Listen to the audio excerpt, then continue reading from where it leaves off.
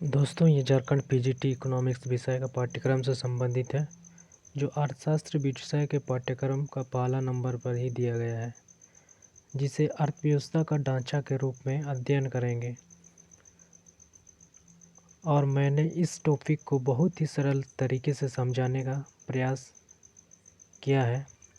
मुझे उम्मीद ही नहीं, पूर्ण विश्वास है कि इससे आप सब लाभान्वित महसूस कर पाएंगे। तो चलिए देखते हैं अर्थव्यवस्था का ढांचा क्या है। अर्थव्यवस्था का ढांचा। अर्थव्यवस्था का अर्थ। अर्थव्यवस्था से तात्पर्य उस कानूनी एवं संस्थागत ढांचे से है जिसके अंतर्गत देश की आर्थिक क्रियाओं का संचालन होता है। सरल शब्दों में अर्थव्यवस्था से तात्पर्य उन सभी खेतों, कारखानों, दुकानों, कानों, बैंकों, स्कूलों, कॉलेजों, विश्वविद्यालयों तथा अस्पतालों आदि से है, जो वस्तुओं एवं सेवाओं का उत्पादन करते हैं तथा लोगों को रोजगार प्रदान करते हैं। उन वस्तुओं एवं सेवाओं का उपभोग उस देश के लोग करते हैं अथवा उसे निर्यात कर देते हैं। इस तरह अर्थव्यवस्था एक ऐसी व्यवस्था अथवा तंत्र है जिसके माध्यम से लोगों का जीवन निर्वाह होता है।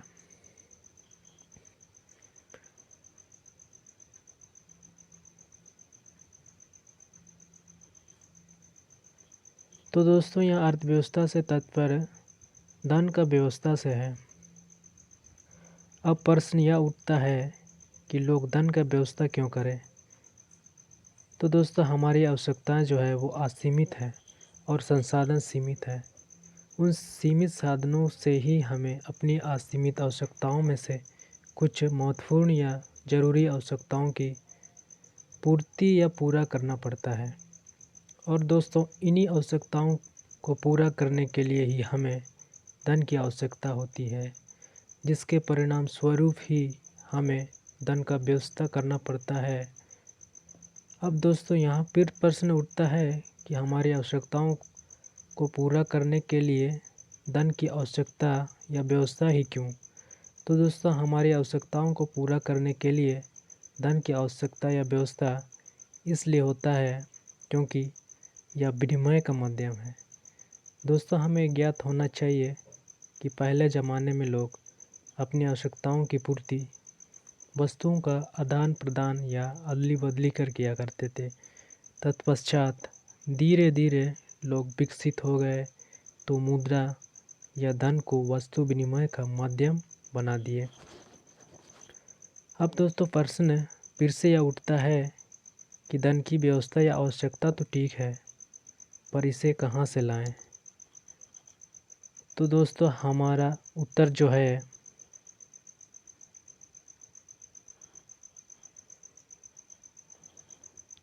खेतों, कारखानों, दुकानों, कानों, बैंकों, स्कूलों, कॉलेजों, विश्वविद्यालयों तथा अस्पतालों आदि से है।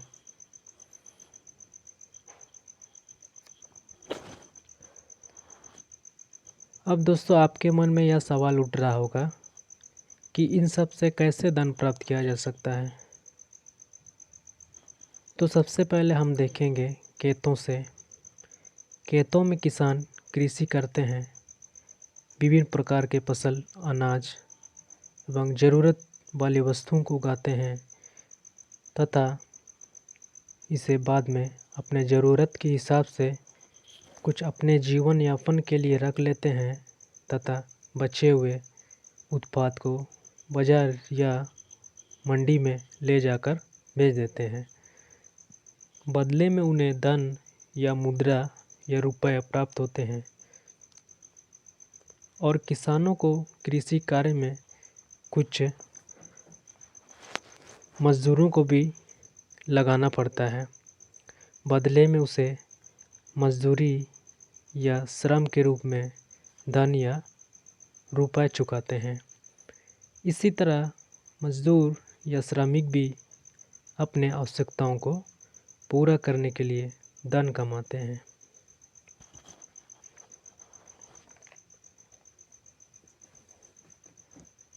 अब दोस्तों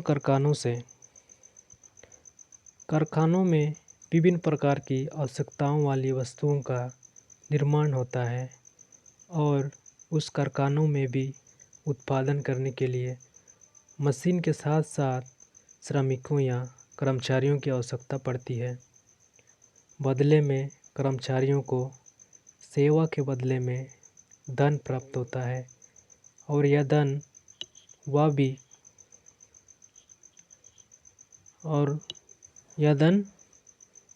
वह भी अपने दैनिक ज़रूरतों को पूरा करने में व्यय करते हैं तथा भविष्य के लिए भी बचत रखते हैं। उदाहरण के लिए दोस्तों, जिस कलम से हम लिखते हैं वो भी एक कारखाने में ही बनकर आते हैं। अब दोस्तों दुकानों में कारखानों से उत्पादित विभिन्न प्रकार की आवश्यकताओं वाली वस्तुएं प्राप्त होते हैं। दुकानदार को वस्तुओं के बदले में धन या मुद्रा या रुपए चुकाना पड़ता है। अब दोस्तों कानों में मुख्य रूप से लोहे के कान, कोयले के कान तथा तांबा का खान आदि खाने हैं, जिसमें खानों से कच्चे माल निकालने के लिए विभिन्न प्रकार के श्रमिकों की आवश्यकता होती है। परिणाम स्वरूप कानों में लोगों को रोजगार मिलता है तथा उन्हें सेवा के बदले वेतन के रूप में धन की प्राप्ति होती है।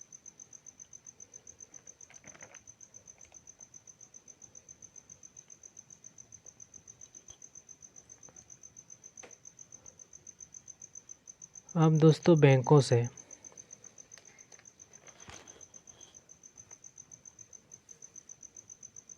बैंकों का एक महत्वपूर्ण कार्य साख अथवा जमाओं का निर्माण करना है।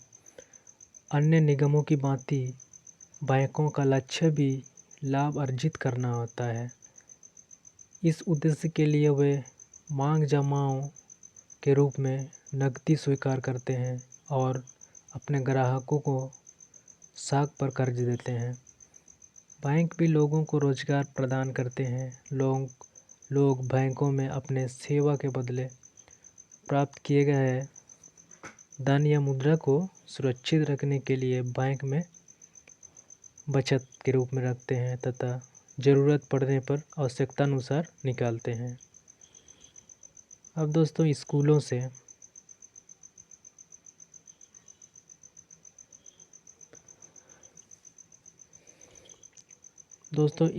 कॉलेजों और विश्वविद्यालयों से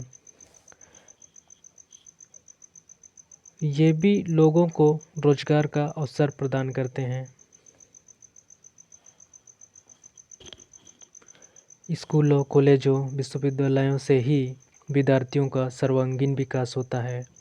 तत्पश्चात विद्यार्थी उच्च शिक्षा से लेकर विभिन्न प्रकार के तकनीकी शिक्षा प्राप्त करते हैं। बाद में यही विद्यार्थी विभिन्न सरकारी संस्थाओं एवं गैर सरकारी संस्थाओं में लोगों को सेवा देते हैं। सेवा के बदले में उन्हें वेतन के रूप में धन प्राप्त होता है। ऐसा माना जाता है जिस देश में लोग अधिक शिक्षित होंगे वह देश विकास की ओर अग्रसर होगा।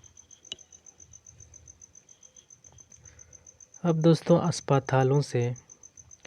अस्पतालों भी लोगों को इलाज सेवा के साथ साथ रोजगार प्रदान करते हैं। अस्पतालों में भी विभिन्न विभाग के डॉक्टर और नर्सें कर्मचारियां होते हैं।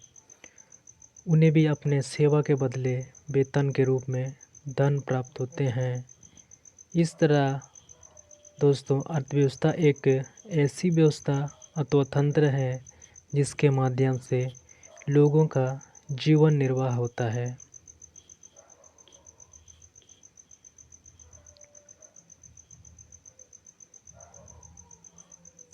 अब दोस्तों, अर्थव्यवस्था का स्वरूप या संरचना।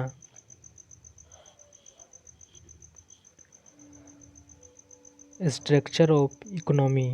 अर्थव्यवस्था की संरचना से तात्पर्य है अर्थव्यवस्था का विभिन्न उत्पादन क्षेत्रों में वितरण। अर्थव्यवस्था की आर्थिक क्रियाओं को मोटे तौर पर 3 क्षेत्रों में विभक्त किया जाता है। ये क्षेत्र हैं प्राथमिक क्षेत्र प्राइमरी सेक्टर, द्वितीयक क्षेत्र सेकेंडरी सेक्टर तथा तृतीयक क्षेत्र टर्टियरी सेक्टर। इन तीनों क्षेत्रों के अंतर्गत संपन्न की जाने वाली आर्थिक क्रियाओं को निम्न चार्ट द्वारा व्यक्त किया जा सकता है। अर्थव्यवस्था की संरचना। प्राथमिक क्षेत्र कृषि, पशुपालन, वानिकी, मत्स्य पालन। द्वितीयक क्षेत्र उद्योग, निर्माण, बिजली, गैस एवं ऊर्जा। उद्योग, कुटीर, लघु, मध्यम, बृहत।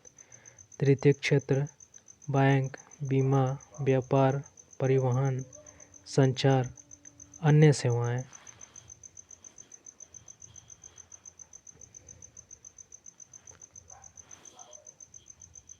दोस्तों, अर्थव्यवस्था का ढांचा को आर्थिक क्रियाएं के रूप में भी जान सकते हैं।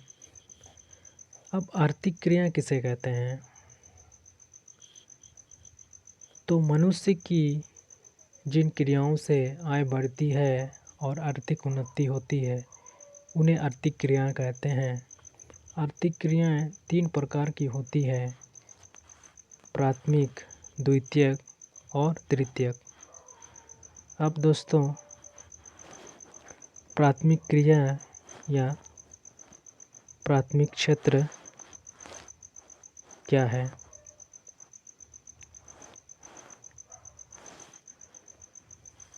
दोस्तों, प्राथमिक क्रियाओं के अंतर्गत वे सारी क्रियाएं शामिल की जाती है जिनका संबंध प्राकृतिक संसाधनों के उत्पादन एवं निष्कर्षण से है, जैसे कृषि, खनन, मछली पालन, पशुपालन इसके उदाहरण हैं। अब दोस्तों, द्वितीयक क्षेत्र या द्वितीयक क्रियाएं।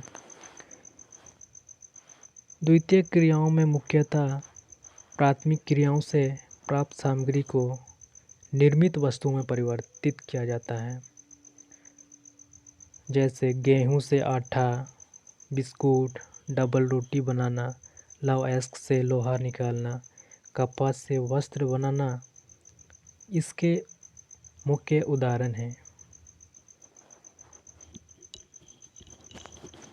अब दोस्तों, तृतीयक क्षेत्र या तृतीयक क्रियाएं। तृतीयक क्रियाओं में ऐसी क्रियाओं को शामिल किया जाता है जो प्राथमिक एवं द्वितीयक क्षेत्र को सेवा कार्यों द्वारा सहयोग प्रदान करती है।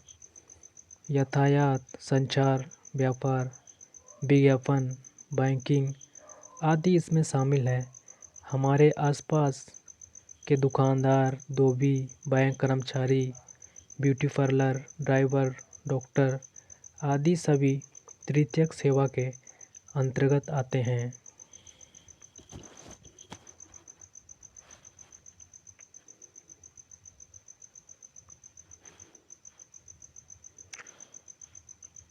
अब दोस्तों, यहाँ देखने वाली मुख्य बात है उद्योग में कुटीर उद्योग क्या होता है। तो दोस्तों, इसके अंतर्गत कुशल कारीगरों के द्वारा कम पूंजी एवं अधिक कुशलता से अपने हाथों से वस्तुओं का निर्माण किया जाता है, जैसे टोकरी बुनाई, मिट्टी के बर्तन,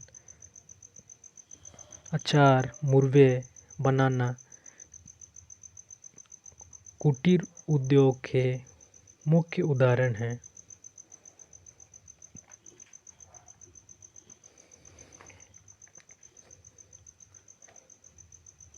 अब दोस्तों, लघु उद्योग क्या होता है। दोस्तों, इस प्रकार के उद्योग में कर्मियों की संख्या कुटीर उद्योग से अधिक एवं बृहत उद्योग से कम होती है।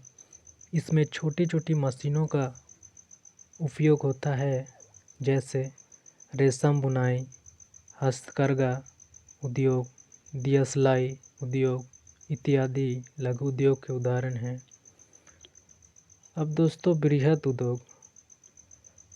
उद्योगों में पूंजी का अधिक निवेश तथा उच्च स्तरीय प्रौद्योगिकी का इस्तेमाल होता है। बड़ी संख्या में श्रमिक कार्य करते हैं तथा वस्तुओं का उत्पादन भी बड़ी मात्रा में होता है। लोहा इस्पात उद्योग, भारी मशीन उद्योग, ऑटोमोबाइल उद्योग बृहत उद्योग के कुछ महत्वपूर्ण उदाहरण हैं। तो दोस्तों, मुझे उम्मीद है कि आप सभी को अर्थव्यवस्था का ढांचा समझ में आया होगा। तो धन्यवाद दोस्तों, आज के लिए बस इतना ही।